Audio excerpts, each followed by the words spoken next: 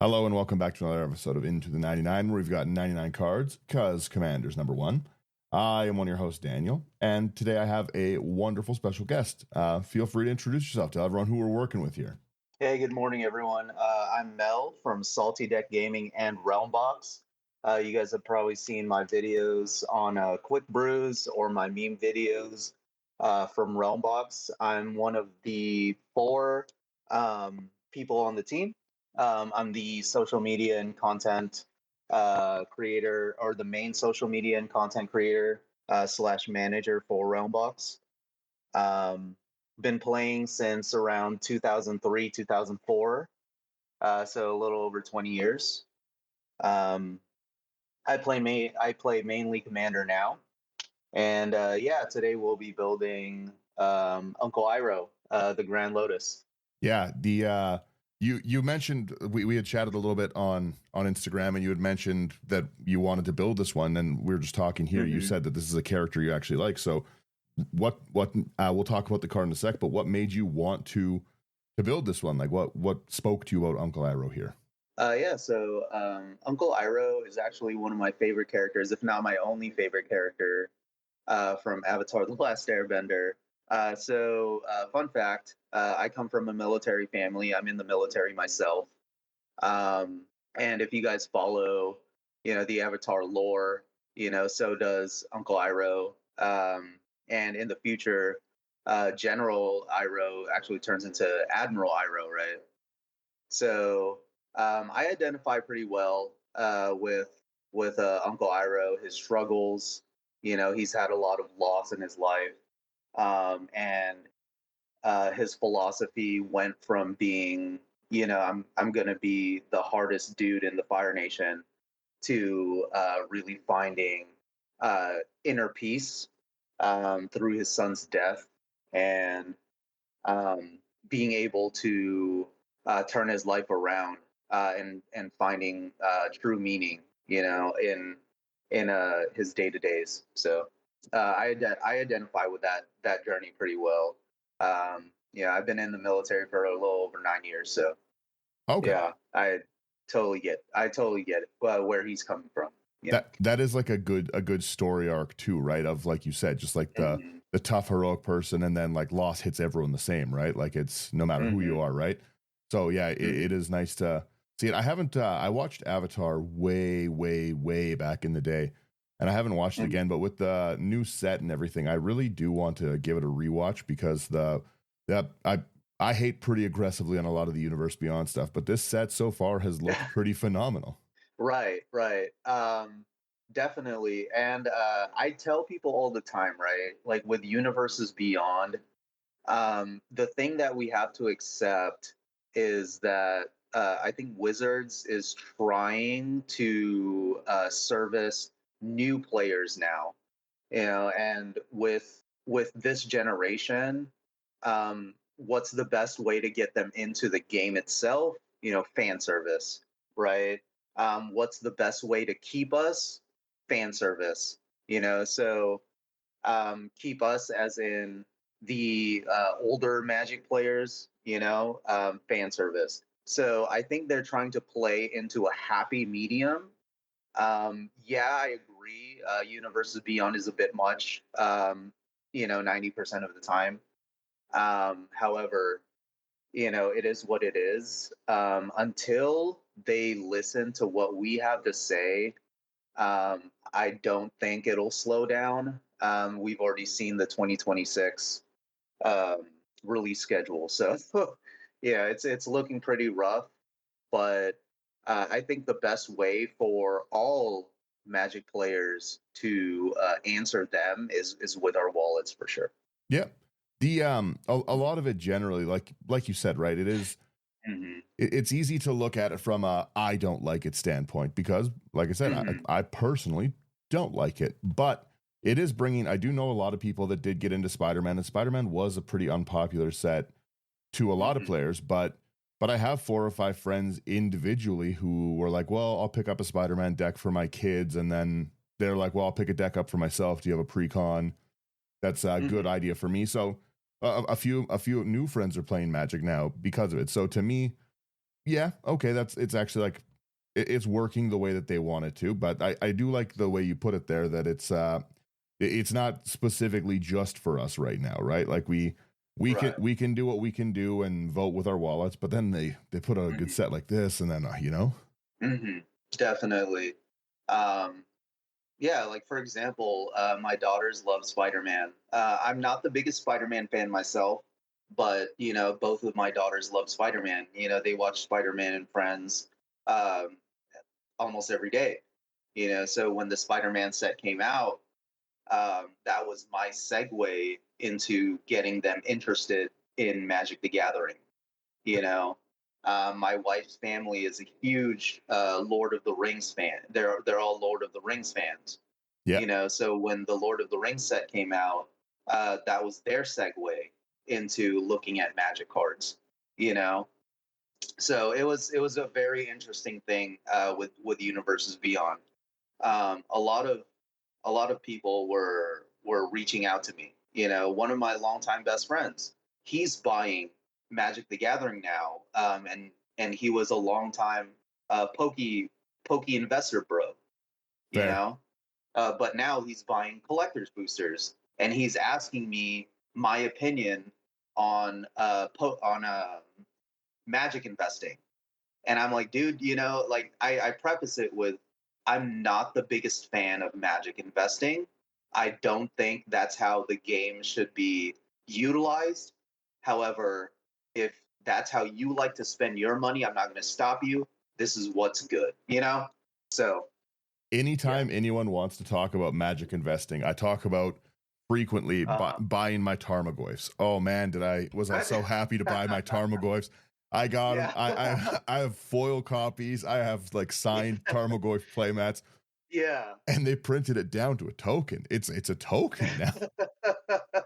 That card's barely worth the cardboard it's on, and that was like I loved seeing the meme before. It's just like when you tell the wife you wanted or you spent $3,000 on a new deck, and she goes outside and Yeah. sees you with four new cards. But yeah, like it's just That's so funny. yeah. When you invest, you do tend to run a big risk of just maybe just getting blown out of the water by a reprint. Yeah, definitely. And like what used to be the best advice for Magic investing was invest in lands, right? Hmm. Invest in lands. Lands are your best friend because they'll never lose value. That advice is not even viable today because of how many times they reprint Ancient Tomb, or how many times they reprint, X, Y, and Z, the shock lands, and it's like, dude, we can't win. We Even can't win anymore. That's exactly it, right? Yeah. Like it's just like, okay, well, your shocklands had value, but what if we made them in hyperfoils in a set no one likes and really cool Yeah. space looking ones? And you're like, what are you talking about? That why would you put them Yeah. there? Yeah. Right? It's Yeah. like, dude, it used to be like 6 or 7 years before we saw another Shockland, Well, you and know? Ancient Tomb, like you said, was it's such a hot button topic with them because it's one of their game changer things, right? Right. But they're not going to stop printing that card. There's just such a big demand for that card in general Right. Right. because Um, people actually just like fast mana regardless. this might hurt a few of my views here, but so I make prediction series videos for Realmbox, right? So I haven't released it yet, but for Reality Fracture, one of my predictions is that we're going to get a watered down version of the Power Nine. Okay. Yeah, we're going to get a watered down version of the Power Nine in Reality Fracture because the name itself implies that Wizards has the go ahead to rewrite the universe. It could be. You know? The Yeah. they've definitely flirted with it with power creep and stuff like that. And Hmm. I'm not overly against them printing powerful cards and stuff. I just want it to be at a little bit of a lower frequency. Right. Right. Right. But You know? there's a big so I've played for a very, very long time. And I have a Hmm. huge, huge stockpile of like reserve list cards, dual lands, all that Hmm. kind of stuff, right? I have time twisters, and I play time twisters in Hmm. decks. I don't like Hmm. that for a lot of people. it's just not realistic. I'm very pro people like proxying if they need to proxy some cards and everything like that. Basically, Right. as long as you're out and you're still supporting a game store, you proxy Mm. 3 or 4 dual lands and then you still spend your $200 on a deck. I'm all happy because the game grows and people actually play. But Yeah. it would be interesting to see if they do a watered down Power 9 version. The Tri-lands are they're getting a little close. They'll put something where you Tri-land, like pay 3 life to shock that in, and I'd probably go pretty heavy into those too. Yeah, definitely. Yeah, because like realistically, right? Who's gonna use their car payment money on a piece of cardboard? That's exactly it. Like, I say all the yeah, time, like just because I have like expensive old cards like this, I would never buy that right now. That's crazy. Yeah, right, you know what I right. mean? Like the prices of that, like people have, like you said, real life problems that's like a rent payment, a car payment. Mhm. You gotta actually be realistic with what you're spending. And so I would like to see some more of that. And it's been interesting. The thing I like the most about EDH is just seeing like the discrepancy in like I have decks that are really expensive that get like blown out of the water by like budget brews all the time and stuff, right? So Yeah, so it's really yeah, fun. I get Yeah, it's so fun to see like how people brew and like what they do with it. you. Um, I did want to quickly let me quickly say my quick sponsor spiel here. If you want any of the cards we talk about, go over to houseofcards.ca, promo code IT99. That's going to give you a discount. It's going to support a great Canadian company, and yeah, just wonderful place to be there. And then like, share, subscribe, go follow Roundbox and everything. Like, where can everyone follow you? Everyone can follow me at Salty Deck Gaming on Instagram, and you can see my content at either Salty Deck Gaming on Instagram or at Realmbox on Awesome. Instagram. I'll make sure both of those are in the show link. And let's Mhm. talk about what this commander is, because to me this commander seems like Kess on steroids. Right. It reminded me a lot of Kess, or actually, this might be a little spoiler alert. My hidden commander that I planned in this deck is actually Storm. Okay. Do we have a Calamax in here Yeah. then? I did. I did plan for a Calamax as well, but that was a late addition, because I didn't even think of a Calamax until like a day ago. So Well, yeah, I'll let you read what Iroh does, and I'll add Calamax over into the deck here and get him sorted. for sure, for sure. All right. So we have Iroh Grand Lotus for 3 green, blue, and red. You get a 5/5 human noble ally with fire bending 2. During your turn, each non-lesson instant and sorcery card in your graveyard has flashback. The flashback cost is equal to that card's mana cost. And during your turn, each lesson card in your graveyard has flashback 1. That's pretty cool. The Yeah. So each lesson card, so uh, you can still do the lessons mhm. as sorceries if you need to, right? Correct. Correct. Yeah. That's one thing that I didn't highlight in my quick brew video, was lessons. So I actually counted the cards that I highlighted, plus Uncle Iroh, in my quick brew video. So it came out to 31 cards, right? Okay. So that leaves room for 31. And then let's assume we have 34 lands. And that leaves room for 35 extra cards.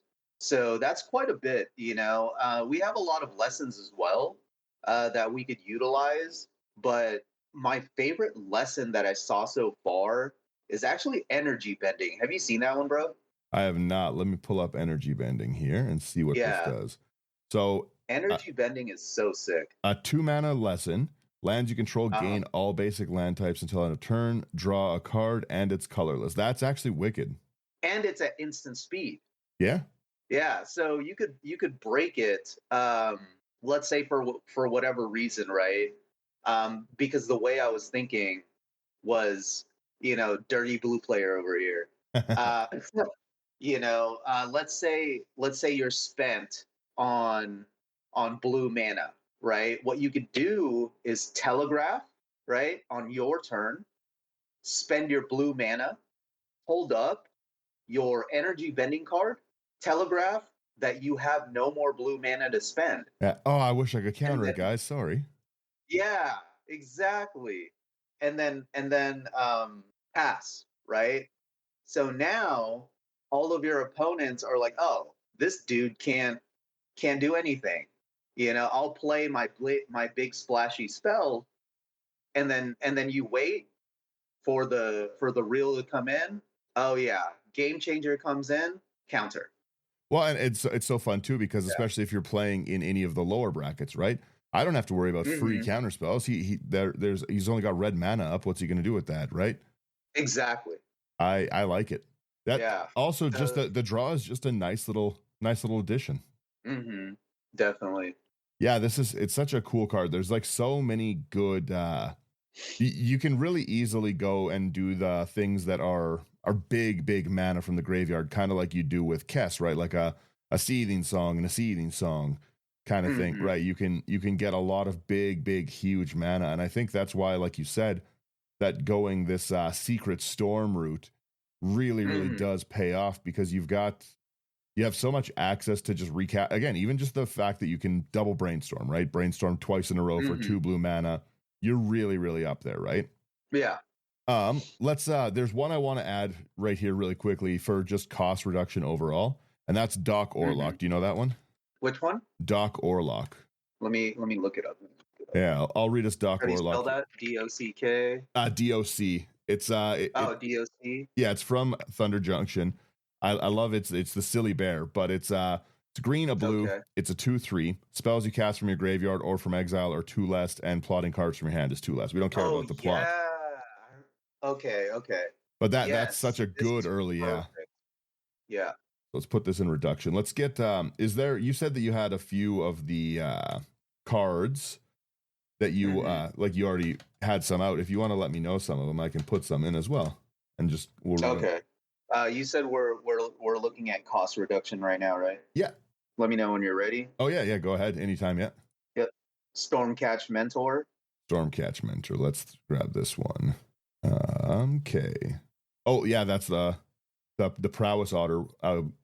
Red and a blue 1/1 otter wizard haste prowess instants and sorceries are 1 less to cast. Again, you've got so much. I think this is going to be a really fun commander to play against because it's just a monster. It just has so many cool ways that you can go.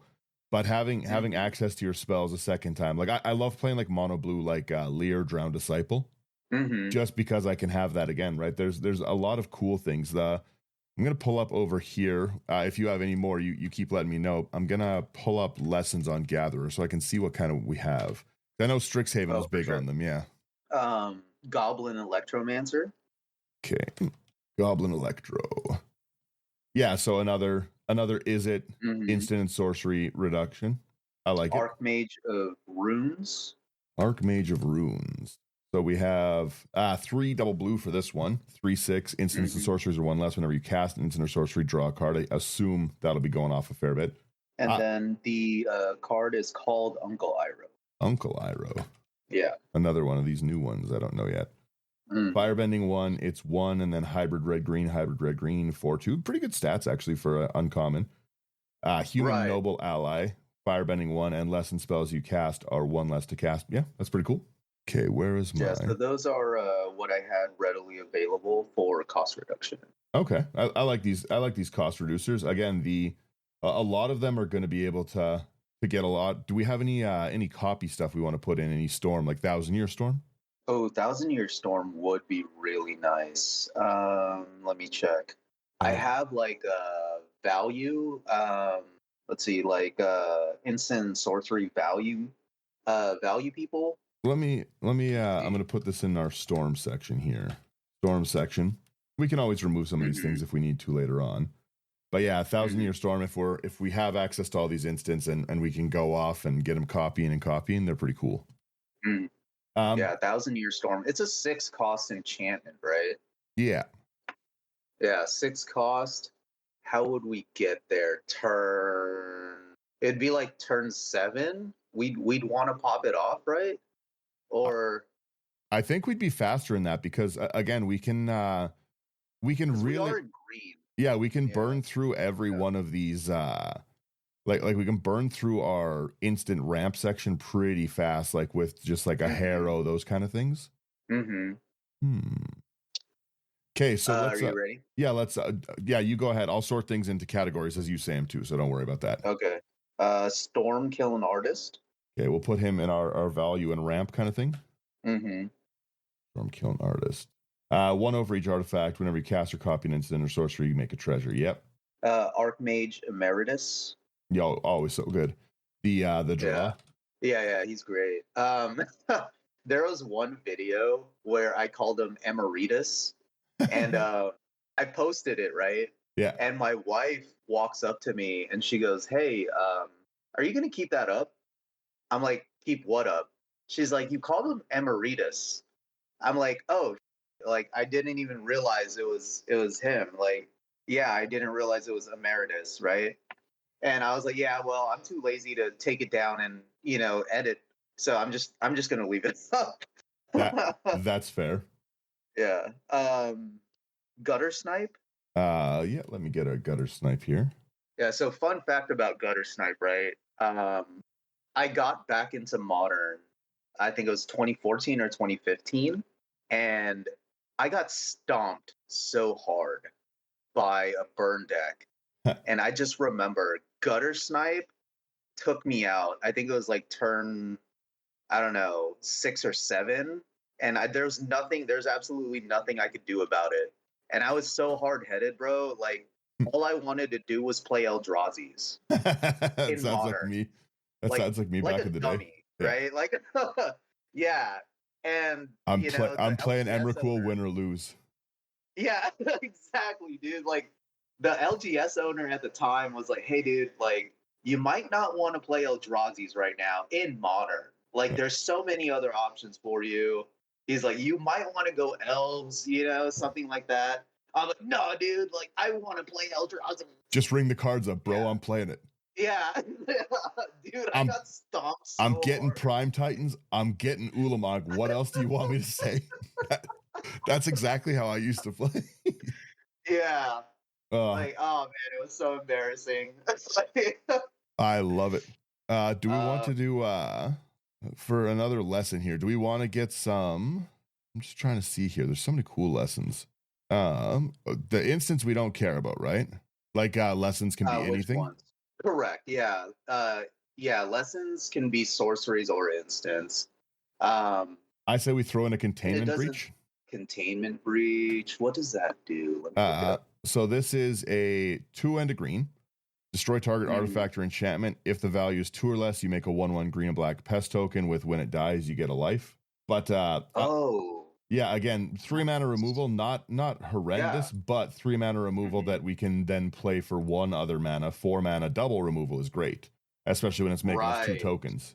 Yeah, exactly. When this creature dies, you gain 1 on. Yeah, that's so much value, especially with the cost. The cost reduction is really where it gains its most value. Yep.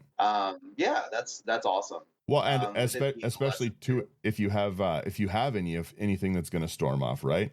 Then like if you get a copy and then a copy and a copy, storm decks are wild in their own realm for that. But yeah, just the ability to flashback lessons at 1 is, to me, that's the fun cost route to go, because yeah, sure, you can flashback all your instants, that's cool.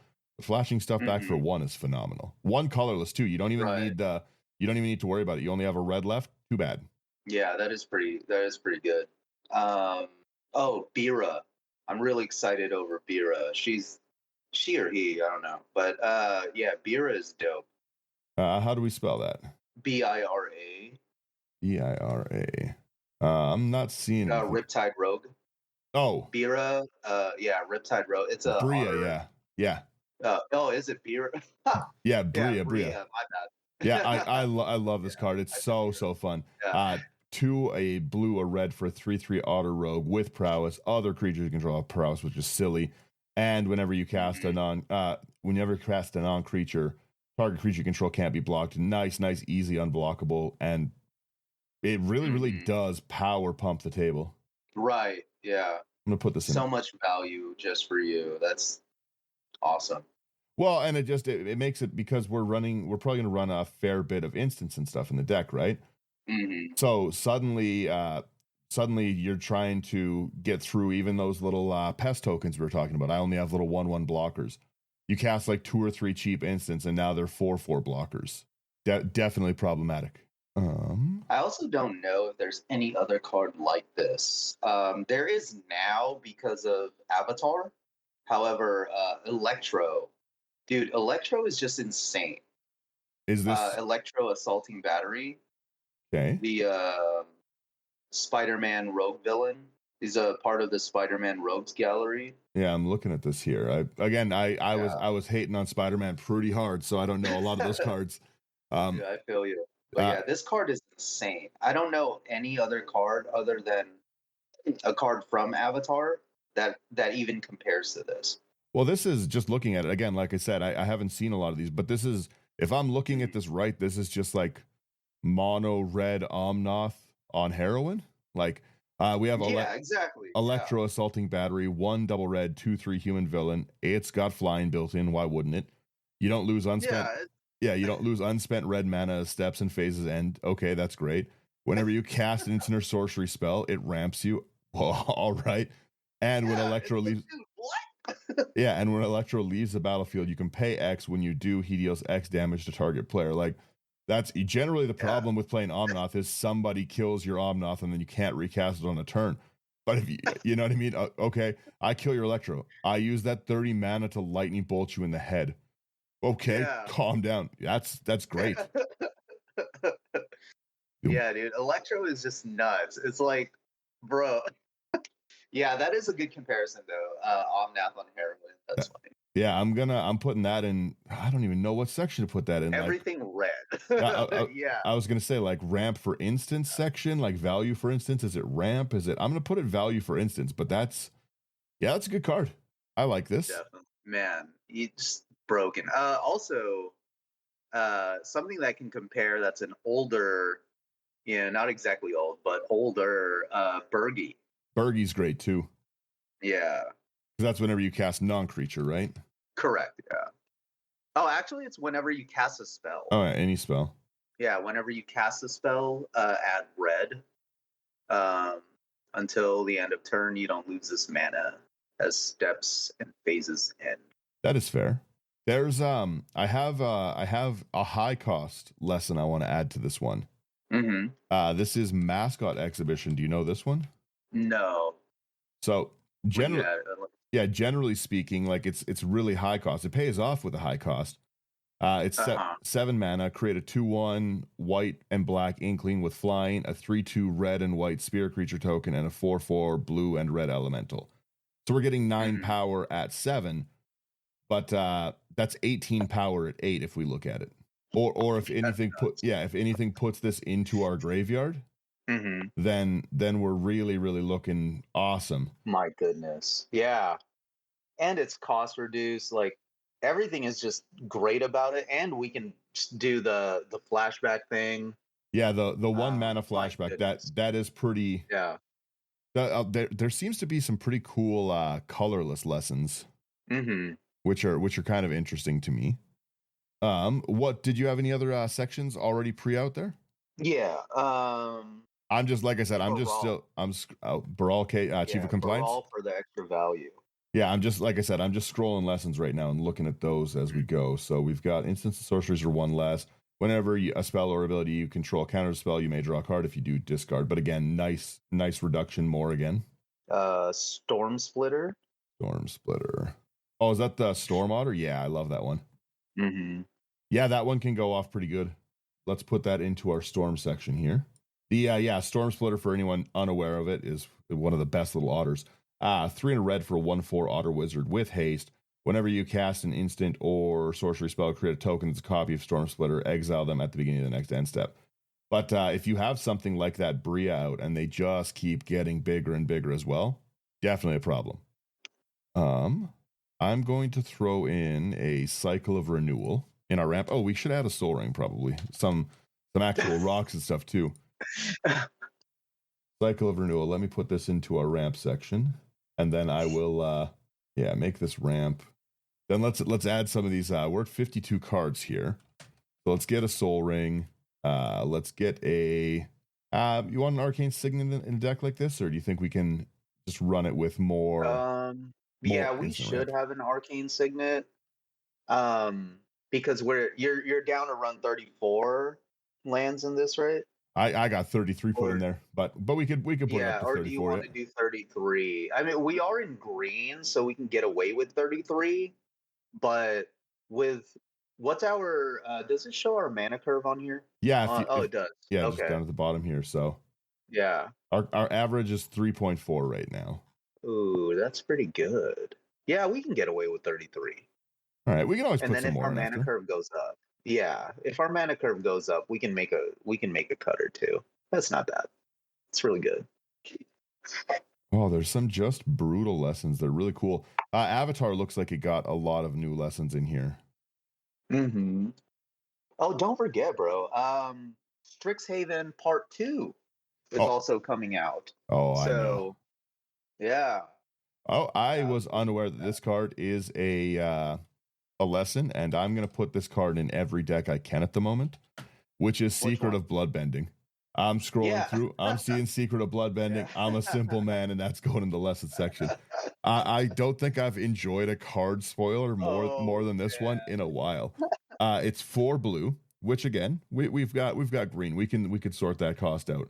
As an additional cost to cast it, you can waterbend 10, and I think waterbend 10 is just tap things. You can tap a creature or an artifact to help you pay for blood or for waterbending. Okay. And you can do is it creature's power or casting cost? What do you mean? Like it's kind of like okay, it just taps for one. It's convoke, yeah. Yeah. While paying it, you can tap your artifacts and creatures to help. Each pays for one. Okay.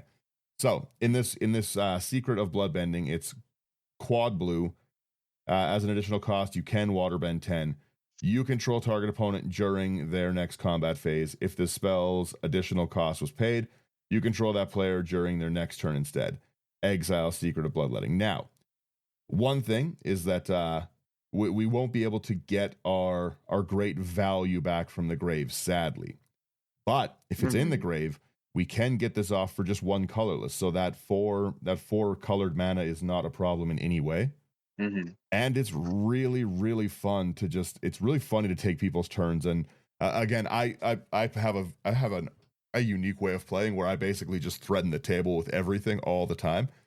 So if people, I make enemies of everyone, and people sit there and they say, I'm going to kill you on your next turn. I'm like, oh, you're going to kill me? Secret of Bloodbending for one. You're going to kill the person so you just... yeah, you're going to kill whoever you just made an agreement you weren't going to attack. Yeah, I won't attack you. Interesting. Yeah. You're one of those, bro. My favorite role to play at the table is the politic for 2, like the for second place. I like it. And then like politic for second place is always my favorite role, because if you can politic for second place, you could always buy time to find a way to take the actual threat out, but very rarely do I even win an EDH game. I tell people all the time, like, if I win at EDH, it's because I either got lucky or because I wasn't the threat, because naturally, if you're the threat at the table, they should take you out first, that's how it should go. I can be the threat in the game. I can have an overwhelming board state, and someone will be like, I destroy your soul ring, and I've got 30 men on board. I'm like, you are my enemy for the night. You will now die. That's great. That's great threat assessment. It's very very easy to get my attention off of me if you if you are politicking for second. All you've got to do is just destroy any non-consequential thing, and I'm just like, that's so funny. Like a shark with blood in the water. I'm like, okay, all right, now we're going over here. I like to play some pretty silly games. I was scrolling here, and there's a pretty phenomenal lesson that it looks like is from this Avatar set, or obviously Origin of Metal Bending. This is 1 in a green. Oh, yeah, yeah. Yeah, it's another instant lesson. Choose 1, destroy target artifact or enchantment. So we've got our naturalize in here. Or put 1 counter on target creature you control. It gains indestructible until end of turn.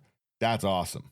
The value you get out of the naturalize with indestructible is going to make this card it's going to be one I pull into a lot of decks. Origin, I'll put in our removal here. Okay, what else do we want for our ramp here? Let's look at some instant ramp. And we need a bit of draw, I think, too, hey? Mm-hmm. Do we want to go with like the cards like Harrow and stuff? Harrow would be good. How many ramp cards do you usually run? I go for less than 4. Like 4 is my tops when it comes to ramp, you know, especially in green. But yeah, I try not to run more than 4 ramp in in green at least. I run a lot of ramp in green. Let's really? Yeah, I run too much ramp probably all the time, but let's put in Harrow and let's put in maybe one more like Harrow, like Roiling Regrowth. Reach. Well, I just want to be able to copy it, right? So I want that. Okay. Yeah, Roiling Regrowth. So let's put those 2 in. So yeah, so both of those are going to be the exact same instant 2 and a green, sack a land, search a library for 2 basics, put them onto the battlefield, tap, then shuffle. Oh, that's perfect. Okay. Yeah, so we can throw those. Let me. I'm gonna look at another theme here. Do you have any others you wanted to add here while I type? Let's see here. Songcrafter Mage. We'll be right back.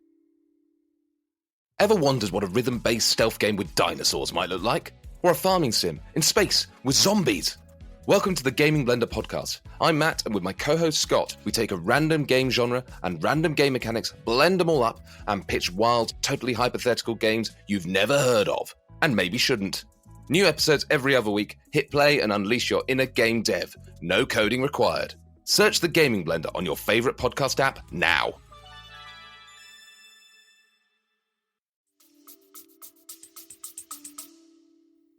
Okay, let's check out that one. Songcrafter Mage. Yeah, Songcrafter Mage. He's pretty good. Crafter. Yeah, Crafter. I thought you said Songcracker. I was like, what's he do? Okay, so this is a green, a blue, a red for a 3/2 human bard with flash. When it enters, target instant or sorcery in your graveyard gains harmonize until end of turn. Its harmonized cost is equal. Cast that card from your graveyard for its harmonized cost. Tap creature you control to reduce its cost by. That's great. Mm-hmm. I like this. Yeah, so like let's say for example, they took out our Iroh, they took out our Storm, right? They took out our Calamax. They don't know that we have Songcrafter Mage. Yep. So, that'll also help us stay on theme and be effective.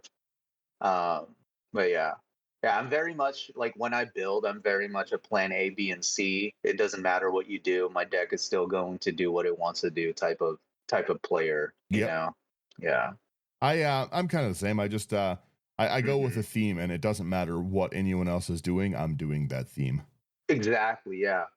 Yeah. I feel like and they did update. I don't know if you saw they did update the brackets.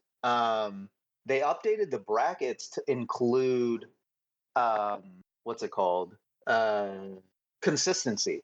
Yeah. Did you see that?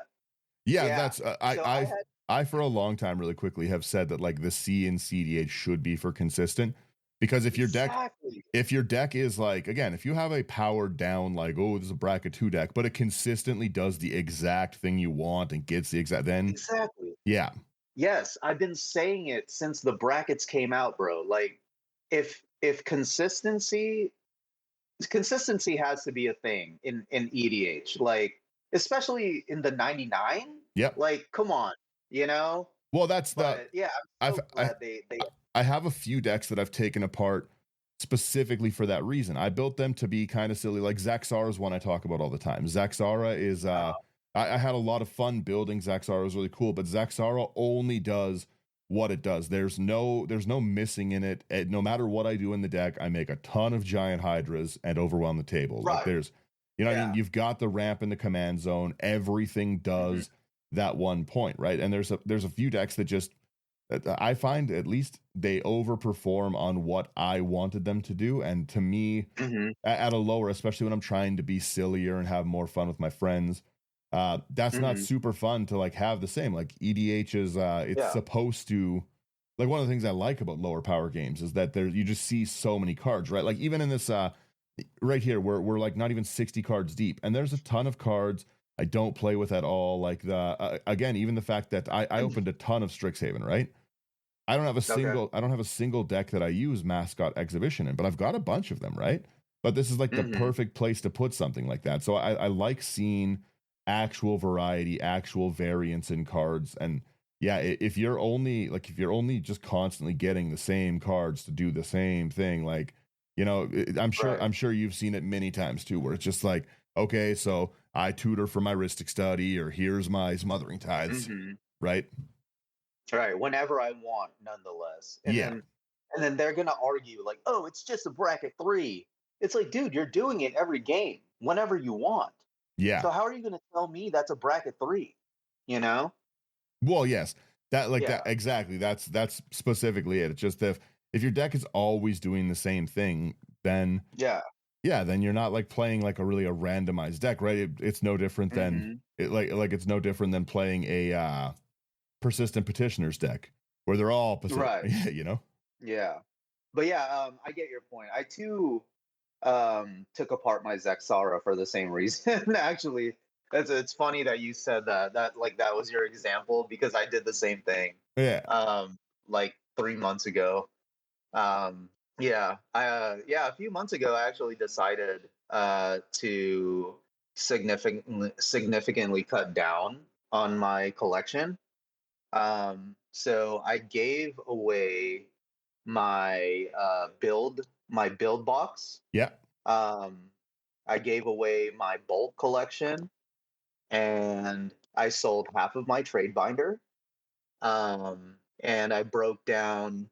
I think I had like 10 decks at the time. I only have 7 now, and 2 of them were precons. I wish I had the strength. Precons, you know. So yeah, dude, like it feels really freeing, especially with you know, Magic being like my part-time job, right? Yeah. I'm still able to stay up to date. I'm still able to love the game, but now I'm not physically tied to it, you know? So it feels good. You know, I do wish that someday more people would try it, because I feel like with us, we're all like closet hoarders when it comes to Magic, you know? I have a bit over I have a bit over 1,000 decks that are sleeved. Oh my goodness, bro. Yeah. Yeah. Like, I wish I had the strength. I'm not saying it's a problem, but it's a problem. It's a problem. I would definitely like give it away. You know, I'd give some of that away, you know? That's what I should start doing at events, is just bringing out cards and give a deck away to new players. Exactly. Yeah, that's what I started doing with my coworkers. That's cool. Yeah, with my coworkers, like they'll show like a high interest in Magic, and with a lot of my precons, or even like the starter decks that I just had in storage, gave them away, you know, and said, hey, like you guys should get into it. You know, it's dope. A big problem with having too many of these cards, as I do, is specifically that can't really do anything with them. Like you can't play, you know what I mean? Even if I played 10 games a week, I still wouldn't get through all my decks in a year. Exactly. Yeah, right. You know?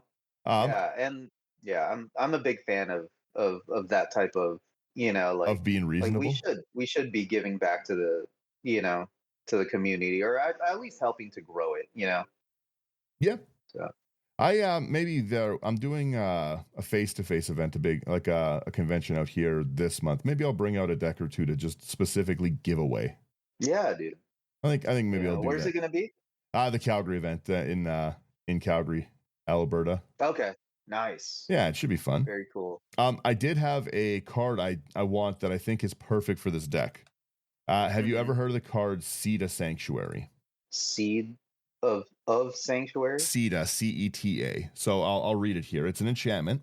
Okay. This is 2 and a blue. At the beginning of your upkeep, if you control a red or green permanent, draw a card, then discard a card from your hand. If you control a red and a green permanent, instead draw 2 cards, then discard a card from your hand. So again, this is like a giant draw engine for us because we're going to get 1 or 2 draws out of it. But it's going to let us guaranteed, throw some of those big cards like the Mascot Exhibition, Secret of Bloodbending, any of those kind of things away so that we can still have them in our and again, even our other instance, we're not really, it's not bad to throw them away because we still have access to them, right? So I think that's like a nice piece. And then I was going to add a few of these Thirst for Meaning, those type of cards, because they are like perfect. Draw 3 cards, discard 2 unless you discard an enchantment. But again, we want these Lessons in the Grave because we can just get them for basically nothing. Draw section. Oh, here's when you add that, bro, I have another one for you. Okay. I actually found this card. I bought 2 copies of this card as soon as I knew I could build Uncle Iroh. I bought 2 copies of this. It's called Catalyst Stone. Have you seen that? It's a flashback cost. Flashback costs you pay costs up to 2 less. Flashback costs your opponents pay costs 2 more, and it's a 2-mana artifact. Yeah, that's phenomenal. Yeah, I'll put that over in our reduction. Yeah, that's wicked because it gives them all flashback, so you get that cost reduction basically blanket across everything. I wonder if you would you be able to flashback for free then? Technically, because it doesn't say it can't reduce it below 0, so your lessons could just be a free flashback. That's crazy, right? Yeah, dude. I bought 2 of these Catalyst Stones as soon as I knew I was going to be able to build an Uncle Iroh. I was like, oh yes, this is it. What is there anything that lets us grab stuff out of exile? Yeah. So I actually tried to find some stuff. Let me read it again. There is one dragon that I found. I don't know if it'll do what we want it to do though. Let me try and find it again. I forgot what it was called. Yeah, because there's not too much. Yeah, I tried to find a few play from exile type things. Yeah, well, because there's a lot of stuff that grabs cards with flashback, but we only give them flashback in the grave. So it looks like once we use them, we use them. Yeah. Okay, so I was wrong. The dragon that I was thinking about is called World Gorger Dragon. Yeah, and that's just that loops. Yeah. So he was the only thing that I had off the top of my head that could have worked, but that's he's fair. only for permanent, unfortunately. Let's maybe look at some of the what's the like Faithless Looting, those kind of things, because again, I like that. I like the ability to draw. Type. Yeah. I like the ability to draw and then draw 2 cards, discard 2 cards. I'm okay with that because again, we can just and really nicely with it. It has flashback already, but the flashback cost is its cost, so we can just flash it back again from we can still flash it back for 1 red instead of the 3, which is kind of nice. What else do we need here? So we've got let's see, we've got Great Reduction. Emeritus should be in draw. Did we add Vivi yet? No. Oh, Vivi's pretty good. And yeah, Vivi and Ashling is pretty good. The problem with Vivi is you can't find Vivi. The you just never really get to actually see cards like that. We'll still leave Vivi over in Big Ramp, I guess. I like Vivi. Trying to see here. Truth be told, I've never even played against Vivi, but all I hear is that it's a devastating card to play against. Vivi gets out of control pretty quick. Oh, and Ashling, bro. Ashling is pretty good. Ashling? Okay, let me quickly read Ashling here. Flame Dancer. Mm-hmm. Take a look here. This is another cool. So 2 double red. You don't lose unspent red mana as steps and phases end. Whenever 2 or more, whenever you cast or copy an instant or sorcery, discard a card. Great. Then draw a card, which is what we want to do. This is the second time it's resolved this turn. Ashleen deals 2 damage to each opponent and each creature they control. If it's the third time, add 4. Yeah, that's wicked. Mm-hmm. Whenever you cast an instant or sorcery, yeah, because again, throwing stuff away doesn't really matter to us because we still have access to it. So again, that's ramping us. It's like potentially board wiping a field of like Scoot Swarm, something like that. I didn't even think about it like that, but yeah, that's actually really good. Yeah, but yeah, the Scoot Swarm thing. Oh my goodness, that's just even more of a positive. I'm just trying to look here. I really wish that they would change how outside the game and like that works, because like put exile outside the game, and then that would make a lot of these like first day of class, like these lessons that they're not a lesson, but they have learn. You can reveal a lesson you own from outside the game, put in your hand, or discard a card to draw a card. Do you think they will errata that? I hope so, because there's a lot of cards that would be fun. Yeah. Like again, because we don't have sideboards specifically, right? So it makes a lot of these cards like, but yeah, just give it exile. Let people have their silly things. Dude, speaking of sideboard. Have you ever heard of people sideboarding in EDH? Oh, I see it all the time. I see people be like, "Oh, I'm gonna quickly switch this out," and I'm like, "All right, I'm still playing the same thing." It's like, I don't understand that. Like, who goes to play EDH and is like, "Yeah, I'm gonna have these in my deck just in case." I'm a simple man, and I am playing only what's there, and that's it. Right. It's like, oh man, like the amount of brain power that it takes to be like, yeah, these would be able to adjust for these type of decks. Yeah, you're playing on an enchantment deck. Let me quickly swap some of these around. Yeah. No, I just play generally no interaction. I'm silly, and that's it. Yeah. I'm just trying to look here. Yeah. So what's our in Iroh here? What do we want our win con to be? Ooh, that's a good question. Because right now we have an endless amount nearly of value. Right. But what are we doing with this value? So our win cons, I looked at Delayed Blast Fireball. Okay. Let me take a look at this one. Grape Shot. Delayed Blast Fireball. Let's see what this one is here. 1 double red. Deals 2 damage to each opponent, each creature they control. If it's cast from exile, 5 to each opponent, each creature they control instead. That's pretty good. Mm-hmm. And it's got being able to do that, multiple times. Yeah, I like that. That's a nice sweep. I'm gonna put this in our removal section. Let's is it Storm King's Fury? Storm King's Thunder? Does that sound right? Yes. Let's put this one in here. Storm King's Thunder is X triple red. It's an instant. Whenever you cast your next instant or sorcery spell, copy that spell X times, you choose new targets for the copy. Oh yeah, that's perfect. Because if we get to a point where we've got like 5 mana, then we get our next copy for 2. And if we have, I think we can storm this card off pretty aggressively. Mm-hmm. So yeah, it's definitely a good possibility. We've got 67 cards. We still have a fair bit of room for some other stuff. I want to get. I think we need a bit more ramp to get this guy rolling. So we got a little bit of draw. We've got a little bit of that. Let's get a Thought Vessel, because I assume we can get a decent amount of draw going, and maybe a Mind Stone. And then I'm gonna add 3 budget ones that I really like to add in decks because I like silly cards, and they're just the diamonds. Do you play with any of the diamonds? No, I don't own any of them, to be honest with you. The cheap diamonds. Yeah. So Fire Diamond, Sky Diamond, Moss Diamond is what I just put in. They're just like little 2 mana rocks. They enter tapped. They give us 1 mana of any of the colors we want. That brings our artifact section to 7 pieces of artifact ramp and $5. Easy cost to deal with. Mm-hmm. All right. So that's not bad.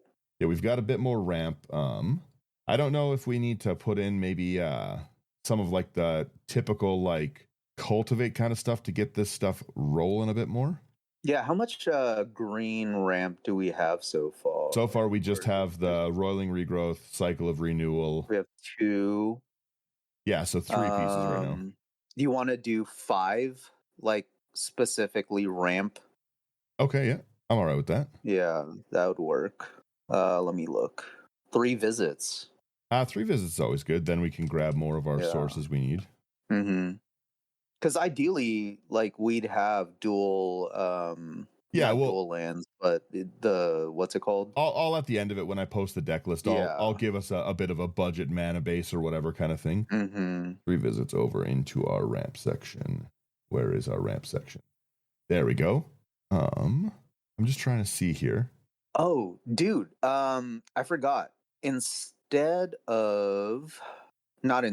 But we could also do Waterbender's Skin or Bender's Water Skin. Oh, that's a great card. Yep.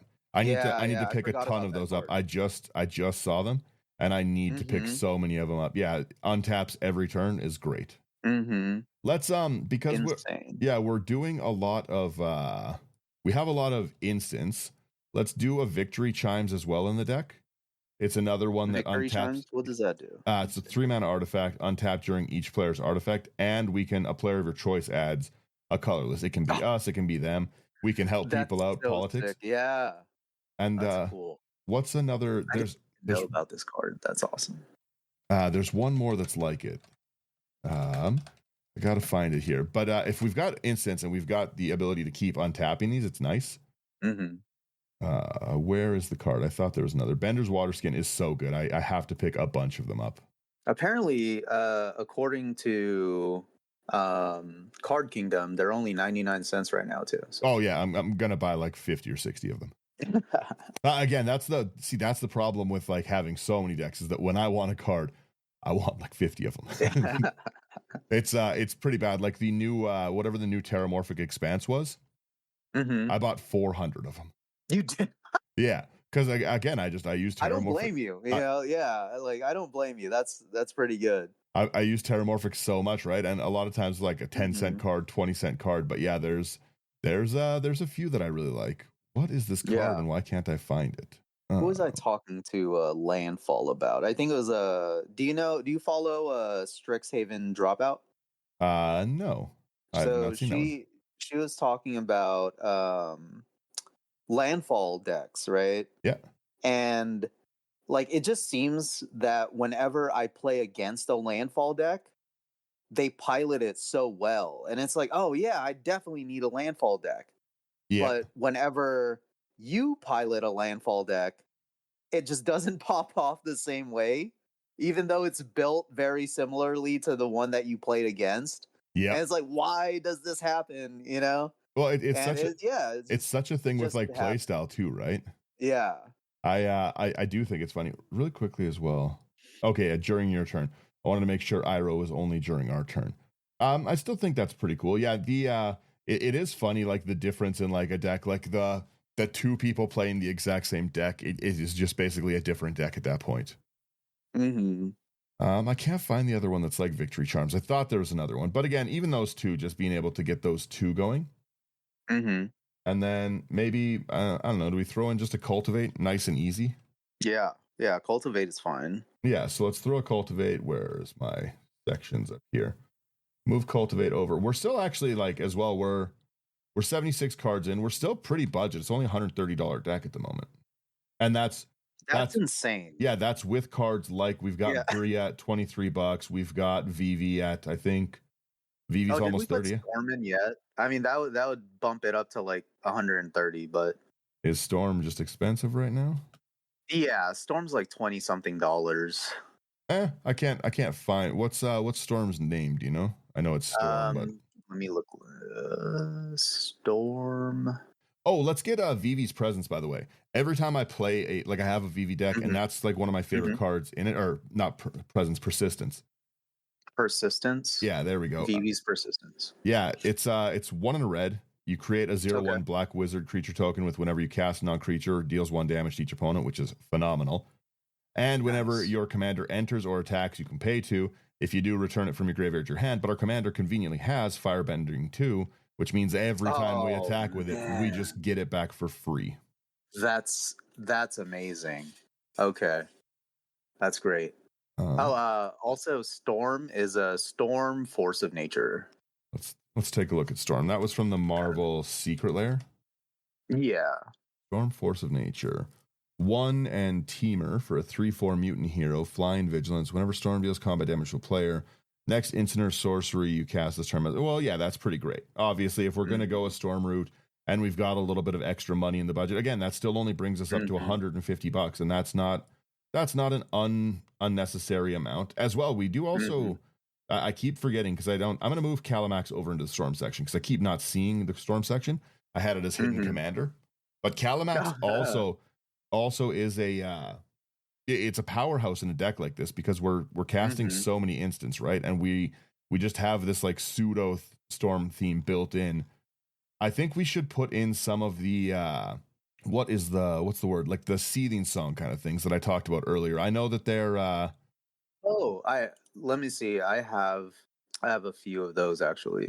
Did you see? I'm just quickly scrolling through like things that add a lot of mana. Have you seen that Sozin's Comet one? I think that's the silliest card I've seen for That's actually on my list. Each creature you control gets firebending 5. It's just insane. It really escalates. Insane. Yeah. Sozin's Comet is dope. We should definitely add that. The problem is I think we're lacking enough creatures to make it matter. But it's so good. Few creatures we can add as well. Okay. I'll throw Sozin's Comet in here for now. The problem we also can't flash it back though is the problem.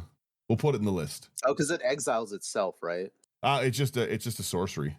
Oh, okay. We can't get it back. I wish we could get it back. I'm just trying to see. Yeah, Sozin's Comet's fine in there. Oh, we can get it back. It has flashback. Oh, it will have flashback. No, it has foretell. No, what's it called? With our commander, we could foretell it. Oh, it's each non-lesson instant and sorcery. I've built this I've built every suggestion here based entirely thinking that he only gives instants and lessons flashback. Well. This changes the game. Yes, it's way better. It's way better than that. Yeah. My creatures have firebending 10. Yeah. All right. By the way, firebending 10. Okay, well let's get, because now we're cooking with gasoline. Empty the Warrens. Yes. We've got to add. Yes, Empty the Warrens is great. Where is that card? Okay. I will add some of those. Again, the problem, I built Calamax and I took the initial Calamax deck apart because I put extra turns in. I was like, I have a Nexus of Fate. Let's go with that. And then I just kept, I had nothing to do with it at the end. I had a lot of turns, but I just generally didn't have like a win condition with it.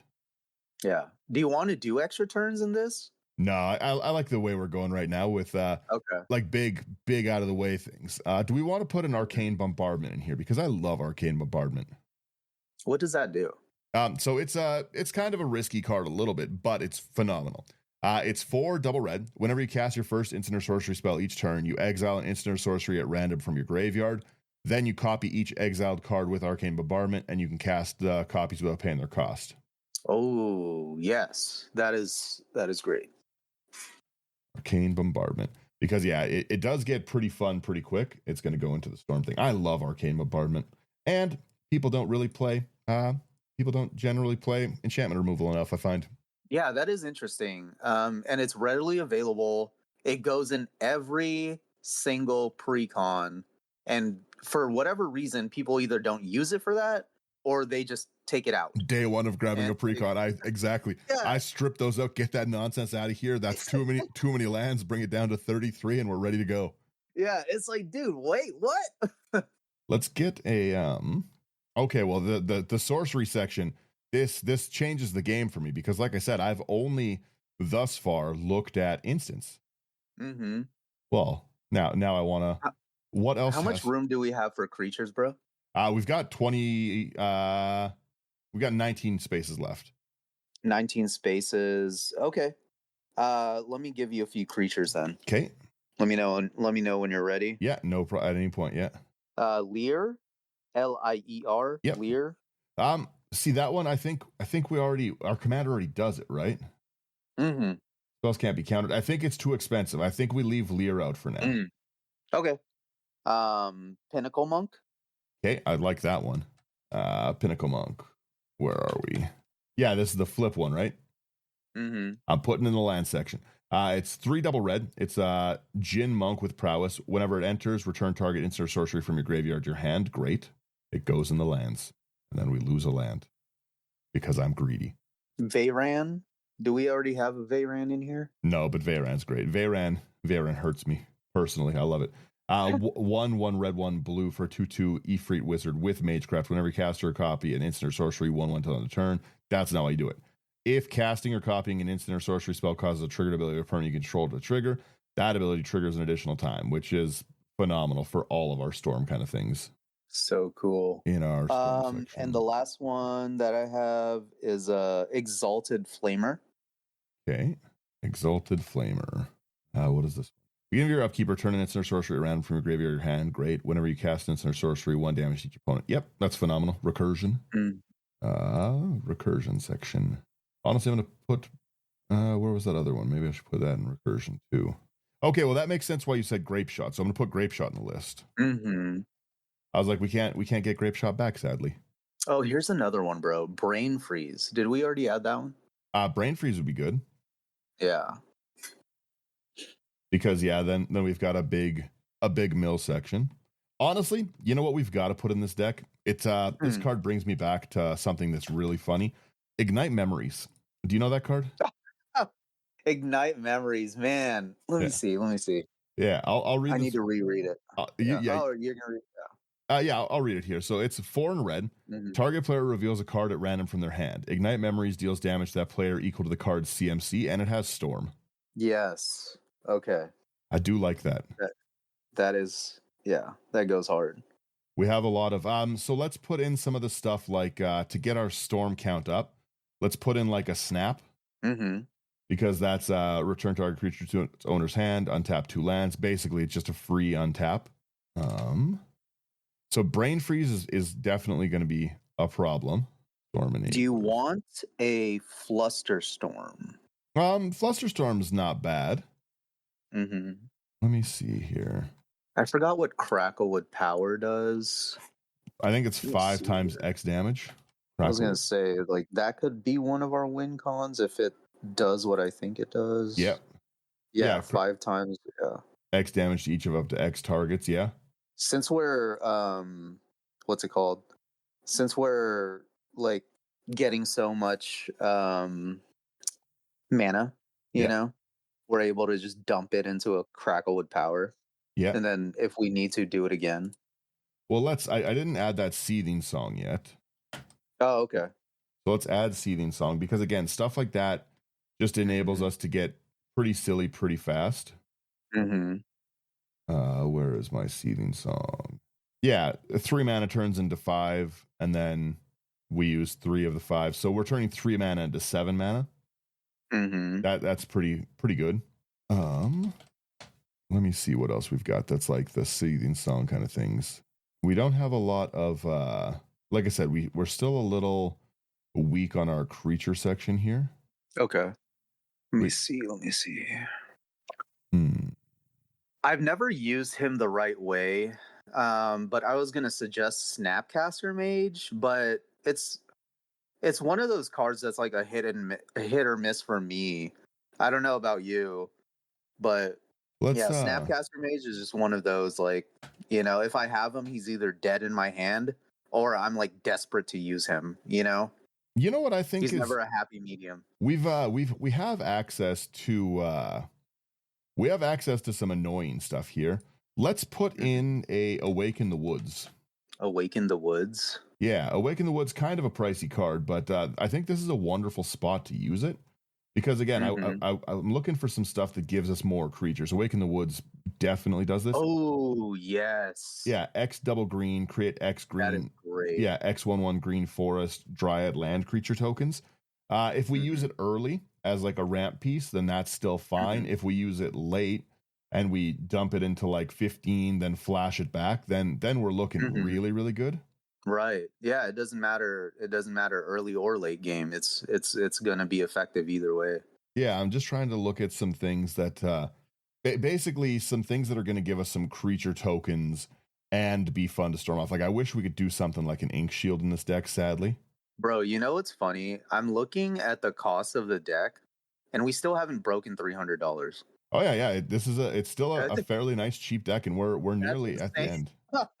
That's insane. And this deck list is already just really good. Yeah. It's especially dude, our mana curve is 3.1. Yeah, it's fairly cheap, and we've got some big bangers in it. It's insane. I love this. Dude, at the end of this, I'm 100% gonna buy it. I like it. Where's maybe something like, I'm just trying to think what's gonna give us the best bang for our buck, because that's what I'm looking for right now, is just some token things that are gonna give us our the problem is all the good token cards are all, they've got white splashed. We don't have white in this deck. True, huh? I didn't even think about that. Yeah, blame Selesnya. Yeah. We could get a Sprout Swarm going. It's just 1 and a green. It's got Convoke. It's got Buyback of 3. You put a green Saproline into play. We could keep getting that, because Buyback is, we cast it, we put it back into our hand from exile, so we can still keep getting it. Yeah. It's a lot of recursion. If for whatever reason we're not able to recur it, it doesn't matter, because we can recur it anyways. Yeah. That's pretty good. Exactly. Yeah, I'm just trying to find some cool creature ones, because we've got, again, we're still pretty cheap, and we have a lot of I'll probably put a second, like I'll probably copy this list and just add a few budget kind of things to it. Like take out our big ones and like make like maybe like $100 version of the deck pretty easy. I'm just trying to think, what else do we need? No, that's too expensive, that Storm. We've got good draw. Do we still need creatures? Yeah, I don't know. Creatures are going to be good. Like I said, that's why I'm trying to find instants that make us creatures, so that we can keep getting. I was going to say, I have one creature for sure that would be nice. Gran. Okay. From the new Avatar set. Take a look here. Gran.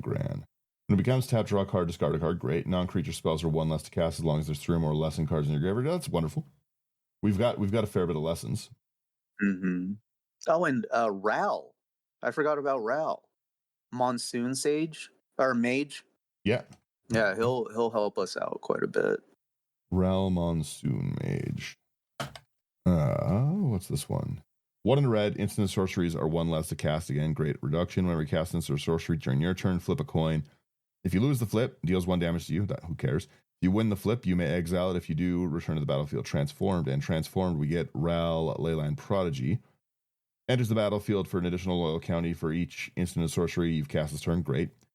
Tell your next turn spells you cost are 1 less. Awesome. 2 damage divided as you choose among 1 or 2 targets. That's the -2. It starts at 2. Draw a card if you control a blue permanent other than Ral, and -8. Exile top 8 cards of your library. You may cast instant sorceries from among them without paying their cost. Yeah, that's great, because flipping it, we're just going to get our reduction that we want, and it's going to keep building itself up. I say we throw in a artifact mutation. Artifact mutation, nice. Yeah, artifact mutation, it just as a nice piece of removal. Also gonna, again, recurable, gets us some tokens to kind of block us. Where is that one? Green and red, destroy target artifact, can't be regened. X1/1, Saplings, where X is its mana value. What is the one that makes pests? The one that makes pests. The one that I'm thinking about is a Golgari card, though. Pest Infestation. That's the one right there. It's another one for the same thing that I want. XX green. Destroy up to X target artifacts or enchantments. Create twice X 1/1 black and green pest creature tokens with, when they die, you get a life. So again, another giant piece of removal that we can also make a lot of tokens with. And the tokens give us life when they die. We're at... Oh, bro, I just found this. Are you ready for it? Okay. Root Coil Creeper. This thing is dope. Coil Creeper. What do we got? That's phenomenal. So a green and a blue for a 2/2 plant horror. It's a mana dork. Add 1 mana of any color, or tap, add 2 mana of any one color. Spend it only to cast spells from your graveyard. Awesome.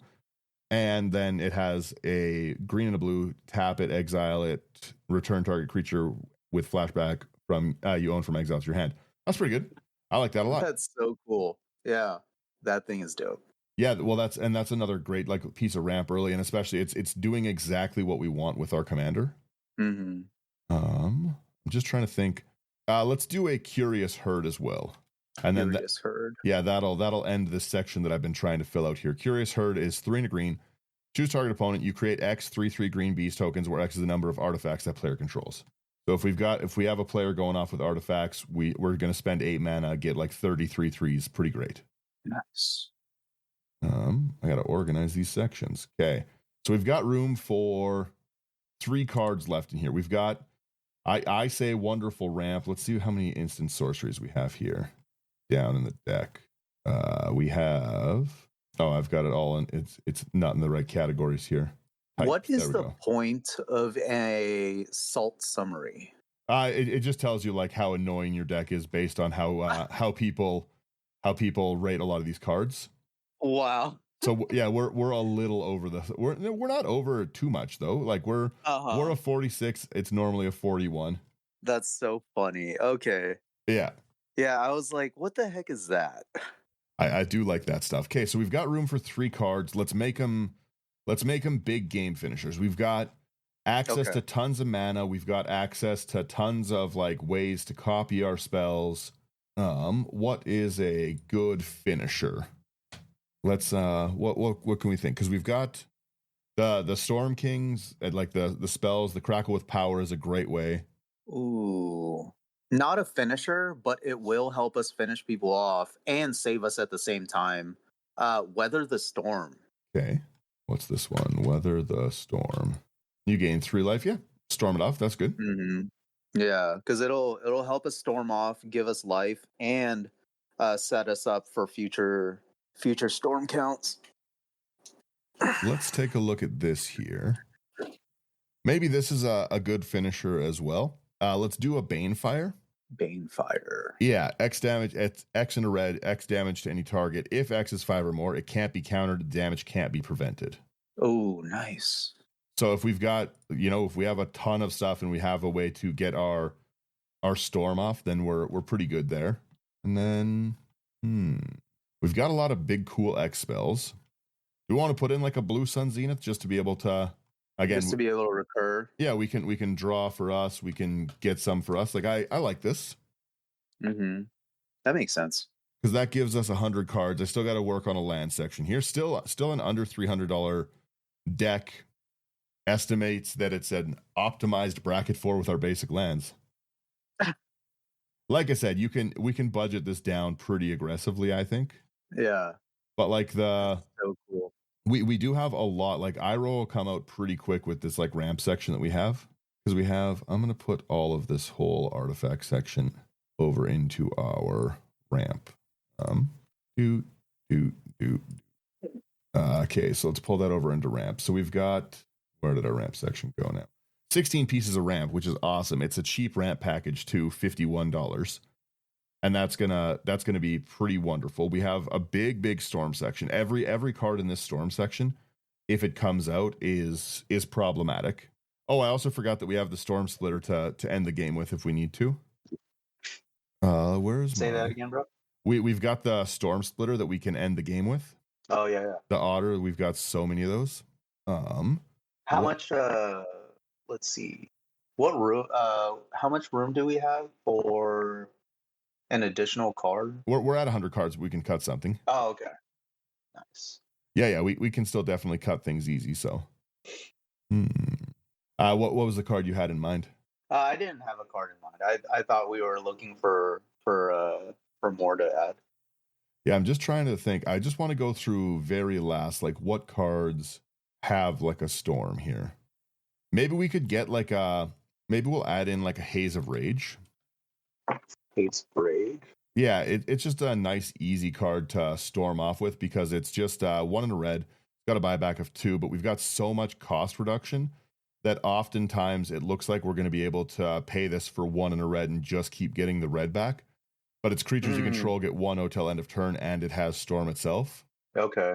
I'm just trying to think what else is wonderful. We have our grape shot, and that's another good way. Maybe we could also do something like I always forget that the storm scale, the actual storm dragon itself. That's really funny.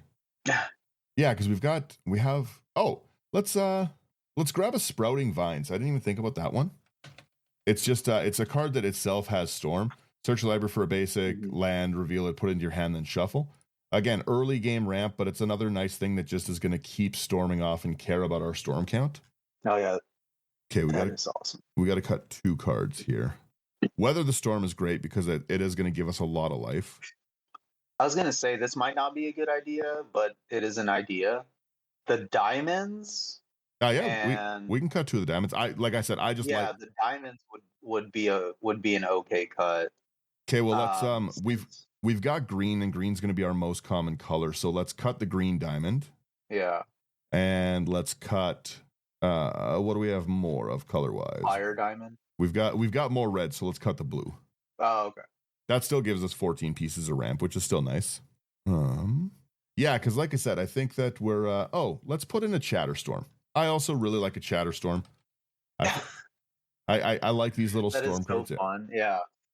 And then let's cut the third diamond. Let's I say we go there. 13 pieces of ramp, still all right. I like that. Anything else you want to add to this deck? I gotta organize these cards. Like I said, I'll put a land section in. I don't think there's anything specifically important in a land that we need. Like probably just some things to get our colors going. Put this into removal.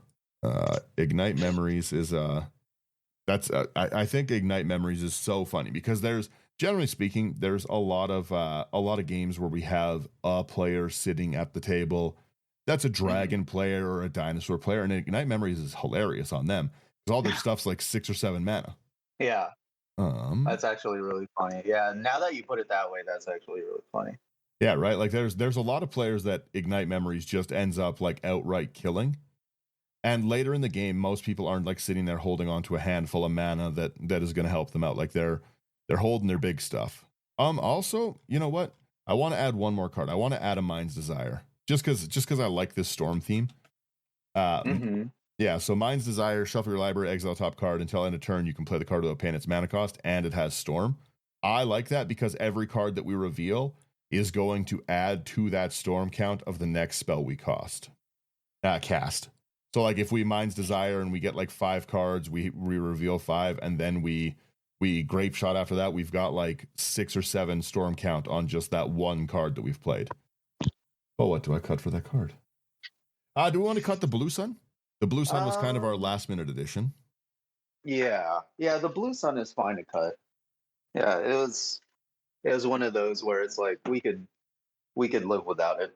Yeah, like I said, I think that we've got a lot of these. We right now we have a lot of cards that are going to be just phenomenal to cast with it, right? Like Storm King's Thunder, where we can copy our next spell X amount of times. If we're copying any of those spells that have the storm already, right? We're casting the raw copy of them. They're not other copies. So like we're getting 5 copies of Ignite Memories that all have storm, right? We definitely have a lot. Or again, Crackle with Power. Any amount of storm where you've got 5 times X damage is a lot. And we've got so many reducers that are just kind of they're almost not really worth they're not worth going after for things, right? Like, are you gonna waste your piece of removal? Like, are you gonna Swords to Plowshare this Doc Orlock? I don't think so. Yeah, it wouldn't. It would be like inconspicuous on the battlefield, you know.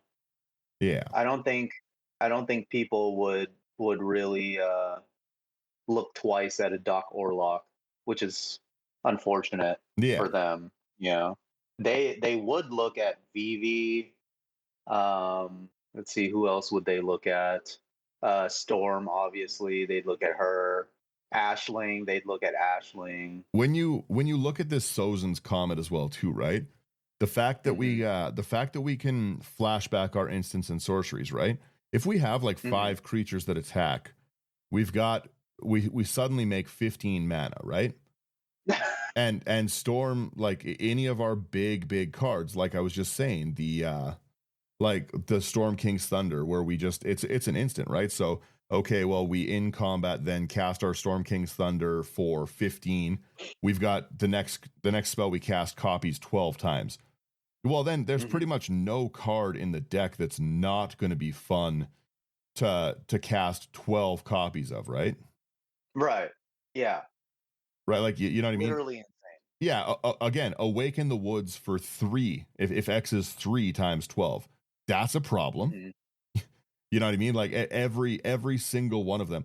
Hilarious if we can get Secret of Bloodbending off with a 12 copy and just take the next 4 turns from every other player. That's phenomenal. And again, I would just like kill all of their best things, swing them at each other.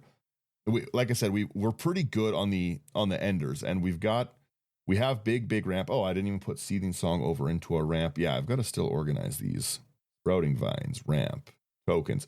I like this. I think this is a fun looking deck. And again, I really like you're a much more measured player than me. You're like, let's put some more things in. I'm like, no, all gasoline all day.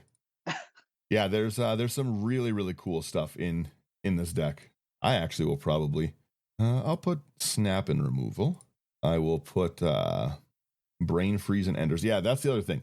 12 copies of Brain Freeze is obnoxious. Yeah, bro. I'm 100% going to buy a copy of this build. Yeah, 100%. Well, and it's got a lot of cards. Like it has a lot of fun cards you just don't really get to see very often. Mm-hmm.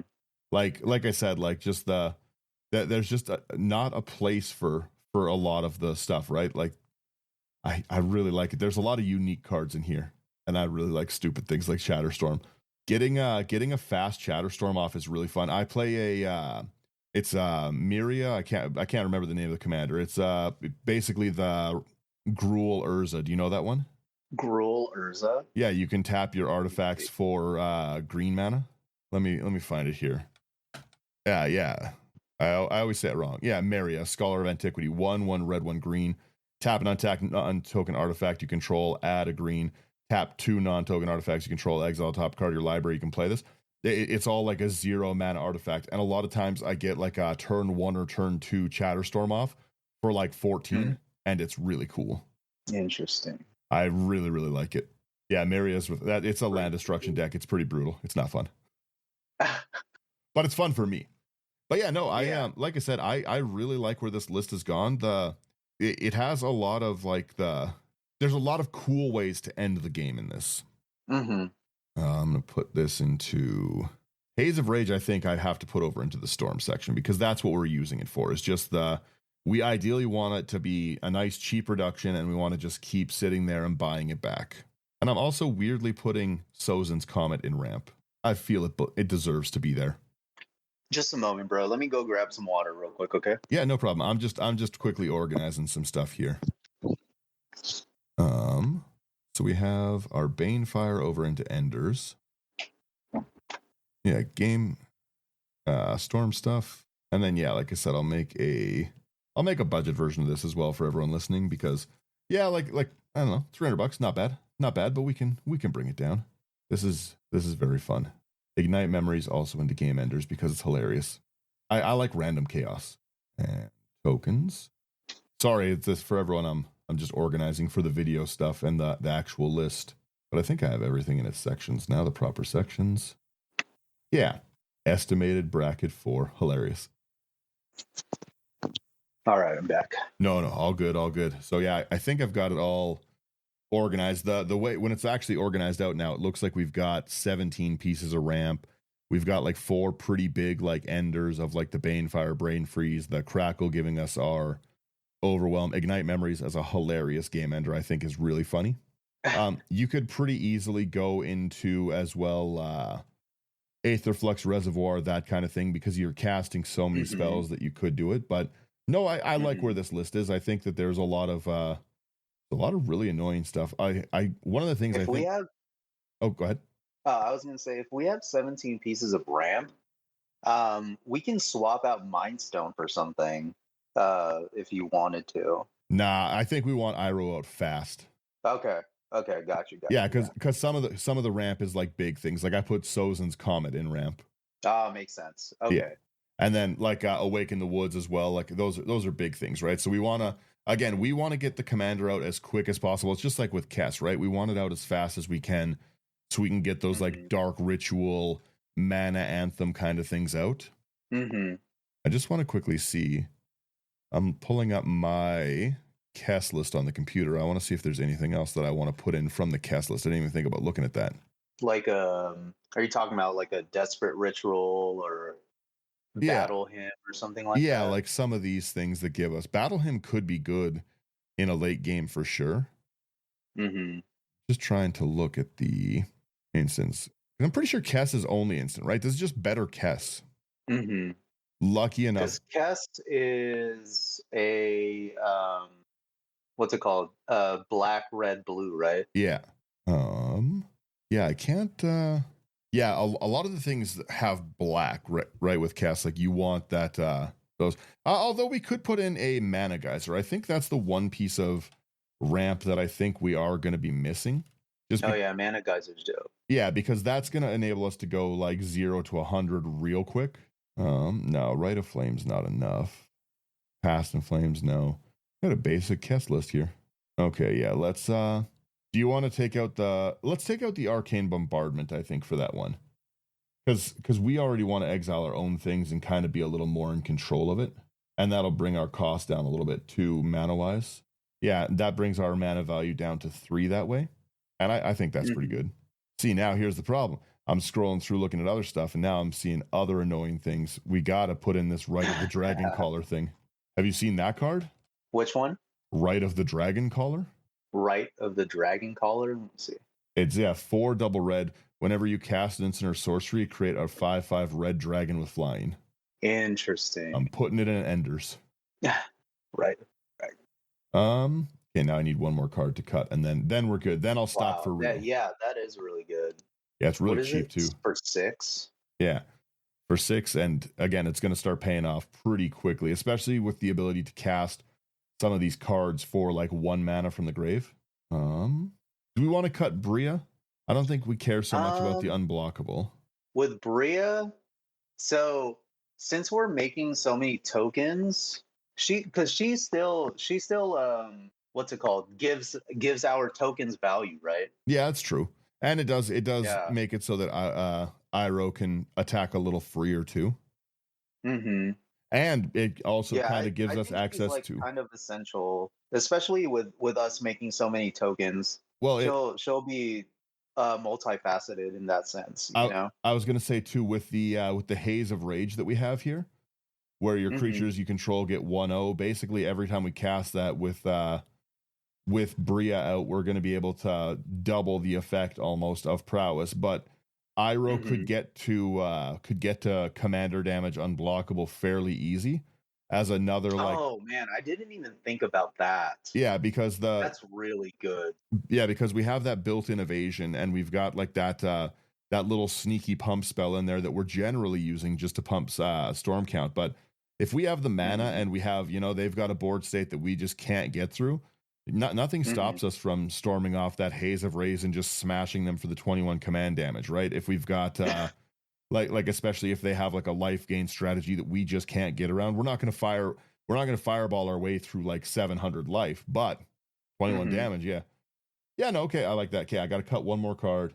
I don't know what that card should be. Do we want the Delayed Blast Fireball? Does it do enough? It is a good board wipe. So even at 3, it's that. If it's cast from exile, it's 5, and we can foretell it. It's okay. I'm also okay with cutting it for something better if we had something better. What do you have in mind? Well, no, because just we're at 101 right now. Oh, okay. So like for me, like I say we cut that in place of that Rite of the Dragonstorm that I added. Yeah. Because I think that Dragonstorm is going to add a month. Okay, yeah, perfect. Okay, I stop adding cards there, and like I said, I'll make a nice cheaper version of it. Oh wow, this we went much longer than I thought. We've been brewed for like 2 hours. There's so many fun things that we could do. It's awesome. I love it. Yeah. Okay. Well, let me. I'm gonna hit my outro music here because like I said, I didn't realize we'd gone so long. That's why I love live brewing so much. Okay, let me go here. You're having fun with your friends. It feels like 2 minutes. If you guys liked what we're doing, like, share, subscribe. It does definitely help us out. Go over to Patreon if you want to brew decks with us. Great place to directly support us. Definitely go over and check out. Where can they find you again? Mel? Oh, Mel's not there, but go over all the links for Mel stuff will be in there. The Salty Deck Gaming. Go subscribe, check those things out because they do wonderful content. The quick brews are really fun, and it's really fun to be able to sit down and actually brew a deck with you. If you want any of these cards, go over to houseofcards.ca, promo code IT99. It's going to get you a discount at your checkout. It's going to support us, and it's gonna be a wonderful place to shop. Other than that, yeah, this is a fun deck. There'll be a budget version of it as well, and thank you so much for being a part of it. Thank you, bro. And now I just give them the music. Now they just get an outro.